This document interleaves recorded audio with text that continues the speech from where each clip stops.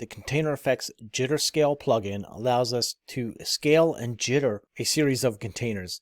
So you can see we have a scene set up here. Again, we've got a full screen with a series of names. And if we come into our scene tree here, it's merely just several sub-containers contained within one group. And this is how we have to use these container effects, in that they need to go onto the top level group here. So we'll drag this jitter scale onto our top level group that houses all of our sub-containers. We'll go into the jitter scale properties editor, and we'll come in here and adjust the progress percentage. Immediately when we do that, you can see how this starts to jitter all of these lines here, our containers. So if you wanted to affect all of the containers, you go all the way up to 100%. Now obviously we can come down and start adjusting this, so we have a minimum number down here and a maximum number of scale. There's also a randomness as well. It was set to 0.20 by default. You can change that to a lower or higher number. So within this scale, you also have your direction again, like the other Container FX plugins. You have a start, end, random, static, wave, to center, and the same settings as the other Container FX plugins.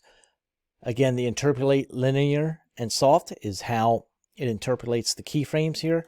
The effect range and the random seed, affecting how it gets affected on the next container. We have our container order.